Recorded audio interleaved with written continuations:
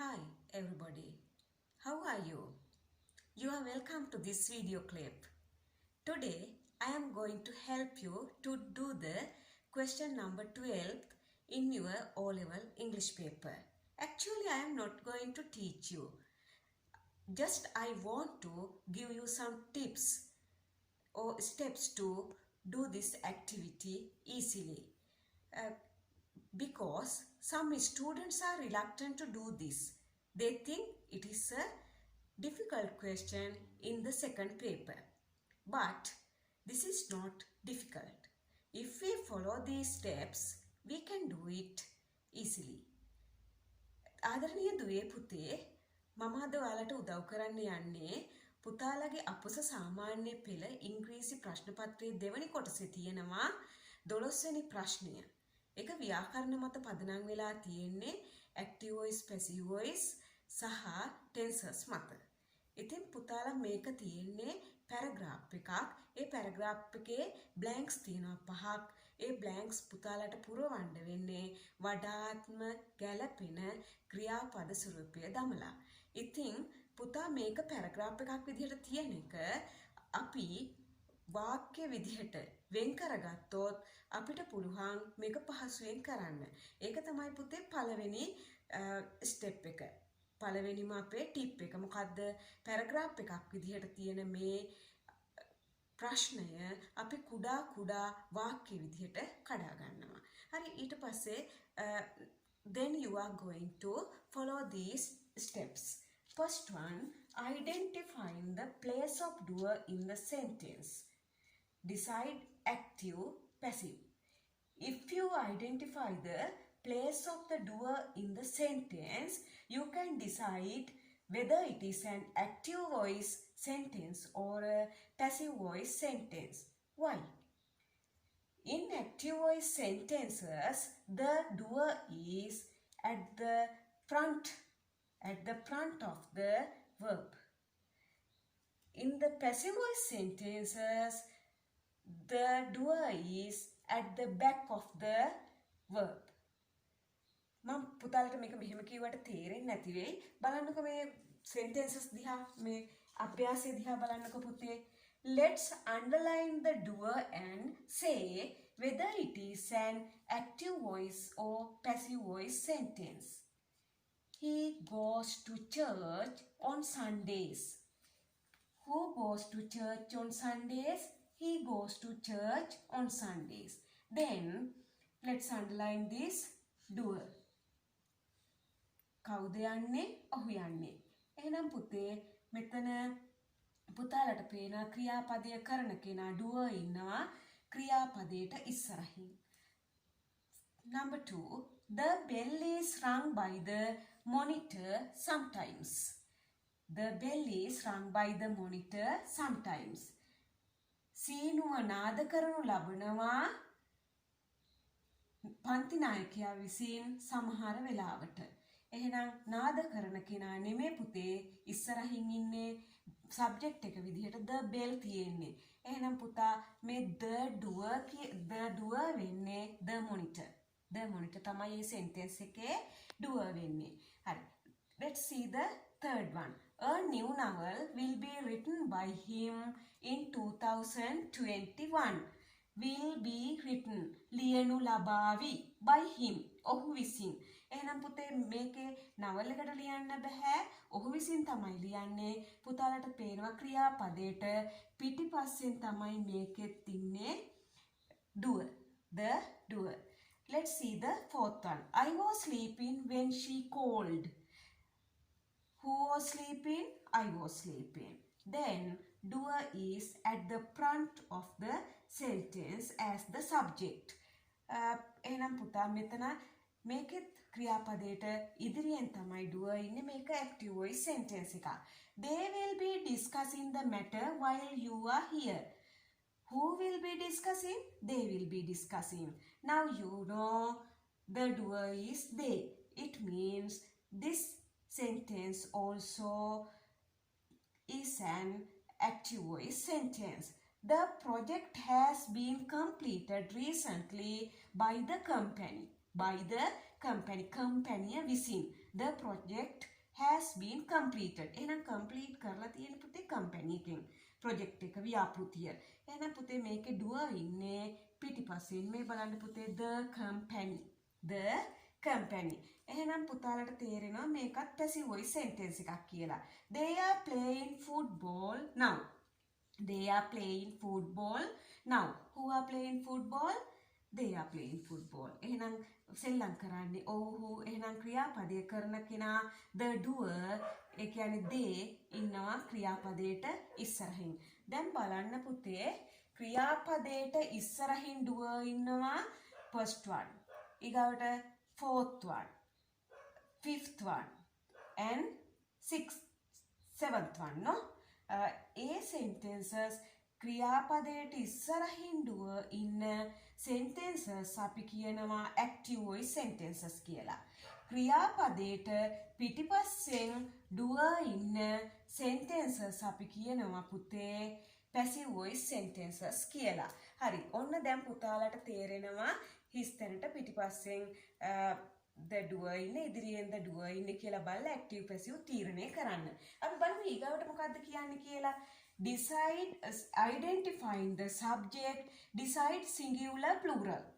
දැන් අපි පුතා මේ බලමු මේ වගන්තියක තියෙන subject එක.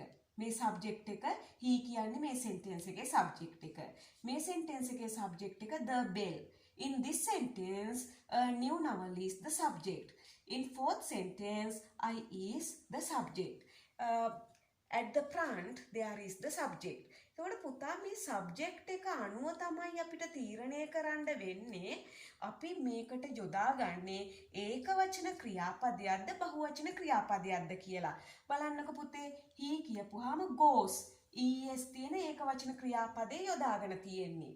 එතකොට I කියපුවාම මම ඒකවචනයි was කියන ඒකවචන ක්‍රියාපදේ යොදාගෙන තියෙන්නේ. ඒ වුණාට they කියන එක පුතාලා දන්නවා බහුවචන කර්තෘ කෙනෙක්.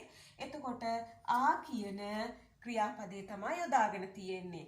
එහෙනම් බලන්න පුතා දෙවෙනි එකත් හරි නේද? Identifying the subject, decide singular plural verbs. Hari. Now let's go to fifth one.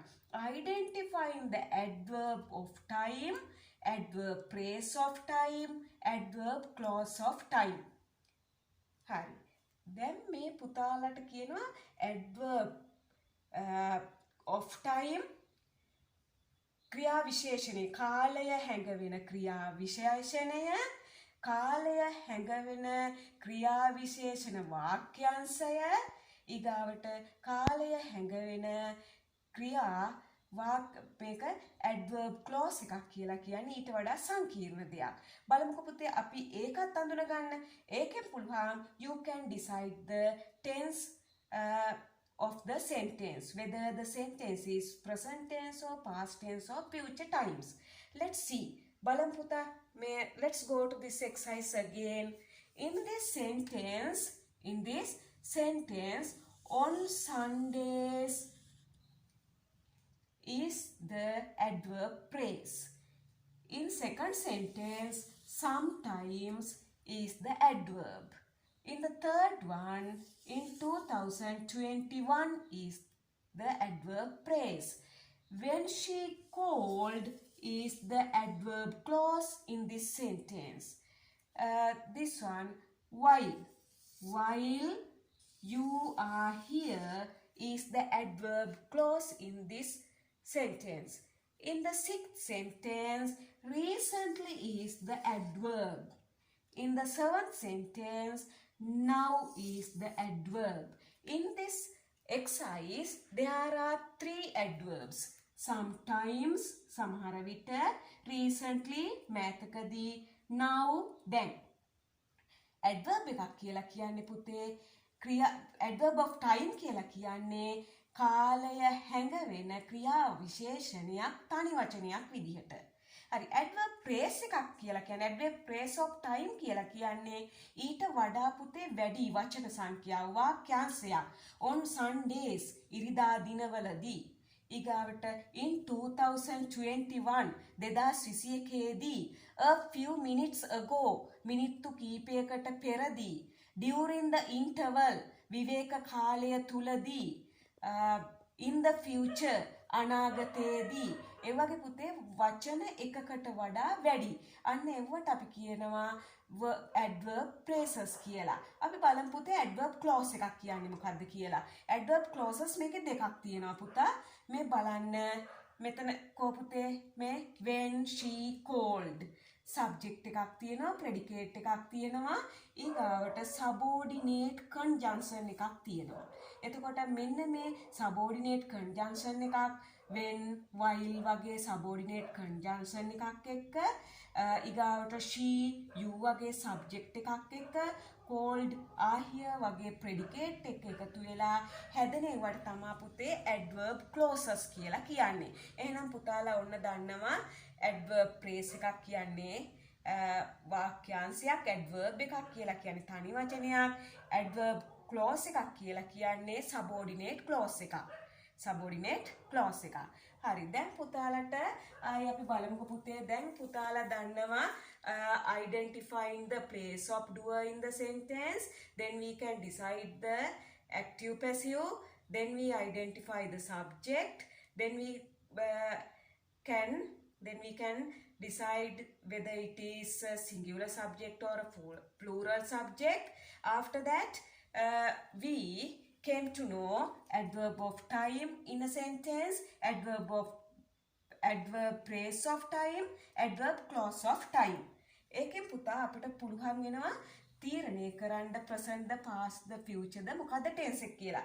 ඉතින් මේක චුට්ටක් මෙහෙම කිව්වට පුතාලට තේරෙනවා මදි හින්දා මම පුතාලා වෙනුවෙන්ම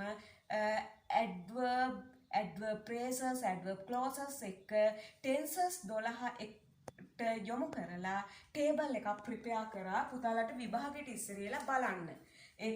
ඒකේ study කරන්න. See here is the table. Here is the table. Present, past, future. Simple, continuous, perfect, continuous. Here are the 12 tenses. මෙතන tenses 12ම තියෙනවා. එතකොට පුතේ මේ tenses 12ත් එක්ක යන adverbs, adverb phrases, adverb clauses කීපයක් මම ඇතුළත් කරලා තියෙනවා. ඔක්කොම නෙමෙයි. පුතාලට උදාහරණ වශයෙන් පාඩම අවබෝධ කරගන්නත් විභාගෙට යන්න ඉස්සෙල්ලා පෙර සූදානමකට මේක බලාගෙන යන්නත් පහසු වෙන විදිහට මම ටේබල් එකක් සකස් කරලා තියෙනවා. බලන්නකෝ පුතා දැන් මේ simple past වල තියෙනවා මේ yesterday, an hour ago, last night, a few minutes ago, when it rained වගේ ඒවා. ඊගාවට බලන්න මෙතන පුතා past perfect වල past perfect වල කියන්නේ මෙතනනේ already up to then for the past 50 years since he was a boy මේ බලන්න පුතා එතකොට පුතාලට තේරෙනවා මේ එක එක tense එකත් එක්ක මොන වගේ adverbs දෙන්නේ මොන වගේ adverb phrases දෙන්නේ මොන වගේ adverb clauses දෙන්නේ කියලා. හරි. දැන් බලමු පුතේ ඔය steps ටික කොහොමද අපි අභ්‍යාසයක යොදවන්නේ කියලා. එන්නකො පුතාලා මේ අභ්‍යාසයට fill in the blanks with correct form of the verb. Fill in the blanks with correct form of the verb. හරි දැන් පුතාලා I will explain this exercise in Sinhala to have a better understanding. මේ කරපු දේ සම්පූර්ණ මේ කරපු video clip එකේ සාරාංශය අපි මේ අභ්‍යාසයෙන් සාකච්ඡා කරනවා. පුතාලා හැමෝටම සිංහල භාෂාව මේ බොහෝ දුරට පුළුවන් නිසා මම මේ භාෂාව තෝරගත්තා. බලමු පුතේ කොහොමද මේක කරන්න කියලා. This picture by me when I was at school. හරි. See this picture singular subject එකක්. singular subject එකක් this picture. by me ක්‍රියාපදයට පිටිපස්සෙන් තියෙනවා පුතේ by me කියලා doer. මෙතන doer ඉන්නවා ක්‍රියාපදයට පිටිපස්සෙන්. ක්‍රියාපදයට පිටිපස්සෙන් තමයි පුතේ හිස්තැන දීලා තියෙන්නේ. එහෙනම් පුතාලා අනිවාර්යෙන් දන්නවා මේක passive voice කියලා. passive voice කියලා. ඊගාට බලන්න පුතේ මේක when I was at school. when I was at school කියන එක මේ බලන්න පුතා. when I was at school. ඒක යන්නේ simple past එක යන adverb clause එක. එහෙනම් simple past. simple past. පැහැදිලිද? එහෙනම් simple past sentence එකක්, subject එක singular, passive voice. පුතාලා දන්නවා simple past එකේ structure එක තමයි was were එක past participle. was were එක past participle කියන structure එක තමයි යන්නේ simple past වල passive.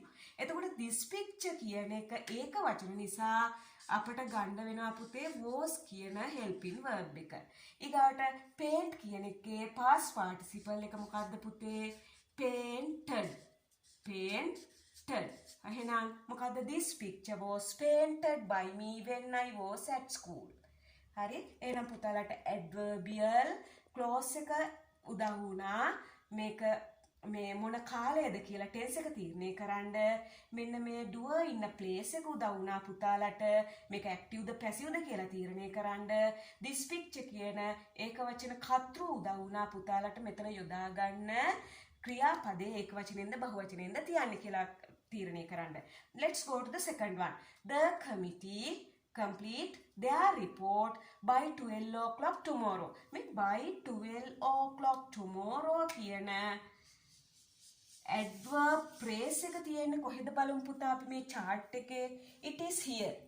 it is here. see by 12 o'clock. by 12 o'clock. එහෙනම් පුතා මොකද්ද? perfect future. future perfect. future perfect. එහෙනම් පුතා මේකේ tense එක එන්නේ future perfect. හරිද?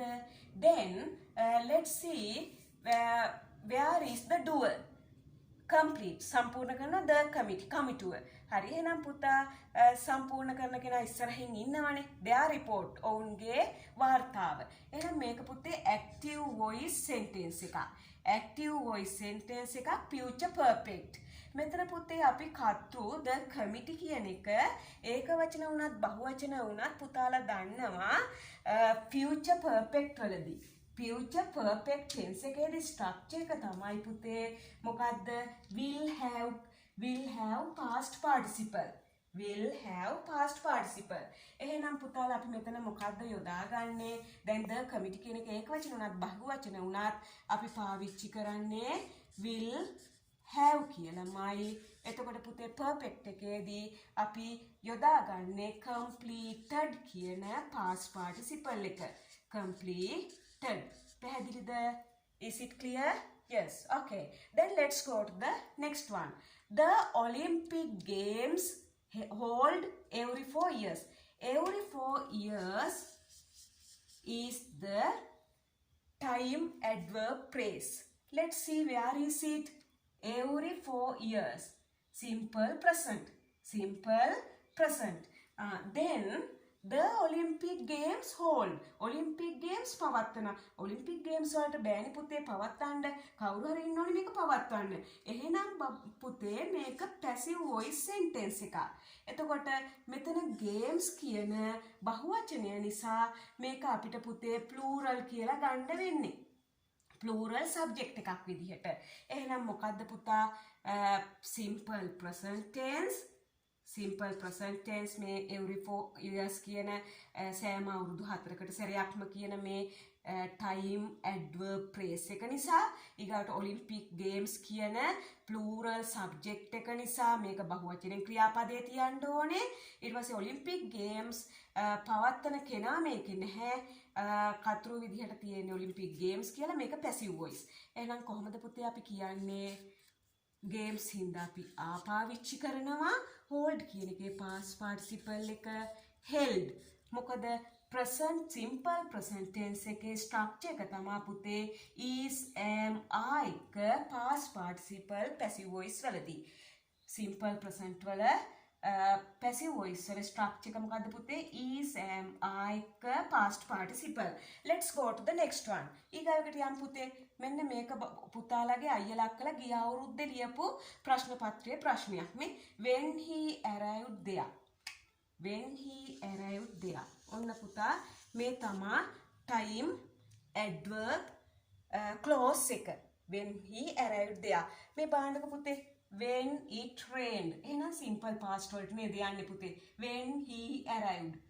when it rained. එහෙනම් simple past වලට යන්නේ. ඔන්න පුතාලා simple past වලට කියලා ඒක තීරණය කරා. simple past. හරි. ඊට පස්සේ මේක පුතා by one of his school friends. welcome කරේ කවුද? by one of his school friends. එහෙනම් පුතේ ක්‍රියාපදයට පිටිපස්සෙන් කතෘ doer ඉන්නේ. එහෙනම් මේක passive voice. passive voice sentence එකක්. එතකොට simple past he කියන මෙතන he කියන කතෘ ඒක වචනයි singular. එහෙනම් පුතේ simple past passive voice එකක්. he කියන ඒක වචන කතෘ ඉන්නේ. පුතාලා පාවිච්චි කරන්නේ මොකද්ද පුතේ? was welcomed කියලා. මොකද බබා ඒකට හේතුව මොකද්ද? what is the reason for that? when he arrived there කියන එක simple past එකට යන්නේ. simple past එකේ structure එක තමයි පුතේ was were එක past participle. let's see the last one. they blank decorate the hall for a long time. for a long time. adverb phrase එක. here see for a long time. perfect continuous present perfect continuous. adverb phrase එකක්. එහෙනම් පුතේ present perfect continuous වල structure එක තමයි has have එක been been එක ing. has have been ing ක්‍රියාපදේ. එතකොට මේකේ පුතේ decorate කරනවා they decorate. මේකේ පුතේ මේ අපිට පේනවා කෙලින්ම පේනවා කවුද සරසන්නේ ඔව්හු සරසන්නේ කියන එක. එතකොට ඒක නිසා මේක active voice sentence එකක්. they කියන එක plural subject එකක්. they කියන එක plural subject එකක්. එහෙනම් has have දෙකෙන් පුතාලා දන්නවා have ගන්න වෙන්නේ has එක ඒක වචන verb එක have එක තමයි plural එක. එතකොට have been decorate කියන එක අපි decorating කියලා තමයි පුතේ verb එක ගන්න. decorating. හරි. දැන් පුතාලට තේරුණා මොකද්ද තේරුනේ පුතේ? අපි බලමු ආයෙත් මේ ස්ටෙප්ස් ටික. මේ අභ්‍යාසයේ පැරග්‍රාෆ් එකේ තියෙන වගන්ති ටික වෙන් කරගත්තොත් ඒ වෙන් කරගත්ත වගන්ති ඇක්ටිව් පැසිව් හඳුනාගත්තොත් ඒ වගන්ති වල තියෙන කතෘ ඒක වචන බහුවචන හඳුනාගත්තොත් ඊගාවට ඒකේ තියෙන ඇඩ්වර්බ් එක මේ කාලය හැඟවන ඇඩ්වර්බ් එක present the past the future the කියලා ටේබල් එකට අනුව අවබෝධ කරගත්තොත් we can write the correct form of the verb in the blank. okay right. now that is what I have to say you. මේකයි පුතේ පුතාලට මට කියන්න තියෙන්නේ. මේක අමාරු ප්‍රශ්නයක් කියලා හේතුව නම් පුතාලට දැන් තේරෙනවා මේ ස්ටෙප්ස් ටික අනුගමනය කරලා අර මේ ටේබල් එක පුතාලා පොඩක් ස්ටඩි කරනවා නම් මේක එච්චර අමාරු ප්‍රශ්නයක් නෙමෙයි. ඒ වුණාට පුතාලා හිතනවා ඇති මේ ප්‍රශ්නයට ලැබෙන විනාඩි 10 ඇතුළත විනාඩි 10ක් වගේ කෙටි කාලයක් ඇතුළත අපි කොහොමද මෙච්චර දේවල් කරන්න කියලා. පුතේ ඒකට නම් පුතාලා මේ දීපු මේ ටිප්ස් ටිකත් එක්ක මේ ටේබල් එකත් එක්ක මෙන්න මේ පසුගිය ප්‍රශ්න පත්‍ර ටික ප්‍රැක්ටිස් කරන්න. 2014, 2015, 2018, 2019. තව පුතාලට හම්බෙනවා provincial papers අපේ past papers ඊගාවට තව මේ ඔය මිනිස්ට්‍රියෙන් එන ඒවා model papers ඒ වගේ පුතාලා අඩුම වශයෙන් papers 10ක්වත් ප්‍රැක්ටිස් කරන්න විභාගයට යන්න ඉස්සරේලා මේ ටිප්ස් ටිකයි අර ටේබල් එකයි පුතාලා පොඩ්ඩක් ස්ටඩි කරන්න. පුතාලට අනිවාර්යයෙන්ම ලකුණු 5න් 5ම ලැබෙනවා. ඉතින් ආදරණීය දුවේ පුතේ මම මේ වීඩියෝ ක්ලිප් එකෙන් බලාපොරොත්තු වුණේ පුතාලට මේ ප්‍රශ්නය පිළිබඳව ධනාත්මක හැඟීමක් පොසිටිව් තින්කින් එකක් ඇති කරලා පුතාලට කොන්ෆිඩන්ස් ඇති කරන්න තමන් තමාව විශ්වාස කරන්න පුරුදු කරන්න මේ ප්‍රශ්නය සම්බන්ධව. ඉතින් මම හිතනවා මම ඒ කරපු දේ සාර්ථක වුණා කියලා. පුතාලට පුළුවන් මේකෙන් ලකුණු 5න් 5ම ගන්න. මම තව පොඩි දෙයක් කියන්නම් පුතේ. සමහරක් වෙලාවට මේ time adverbs tenses දෙකකට එන්න පුළුවන්. මේ adverbs, adverb phrases, adverb clauses tenses කීපයකට එන්න පුළුවන් එකම adverb එක. එතකොට පුතාලට marking scheme එකේ ඒකට ලකුණු හම්බෙනවා. ඒකත් මතක තියාගන්න. ඉතින් පුතාලා දුවලා ඔයාලා මේ ප්‍රශ්නය අතාරින්න නම් එපා දැන් පුතාලාට මේක කරගන්න පුළුවන්. මම එනම් පුතාලා හැමෝටම සුබ පතනවා ළඟම එන අපුස සාමාන්‍ය පෙළ විභාගයෙන් හොඳම ග්‍රේඩ් එකක් අරගෙන මේ ලකුණු පහත් එකතු කරගෙන හොඳම ග්‍රේඩ් එකක් ලබාගෙන හොඳ ප්‍රතිඵල ලබා ගන්න ලැබෙන්න කියලා. ඉතින් පුතාලට මම මේක සිංහලෙන්ම කිව්වේ වඩාත් පැහැදිලි වෙන්න. පුතාලට සුබ දවසක්. Have a nice day. Wish you all the best. Thank you.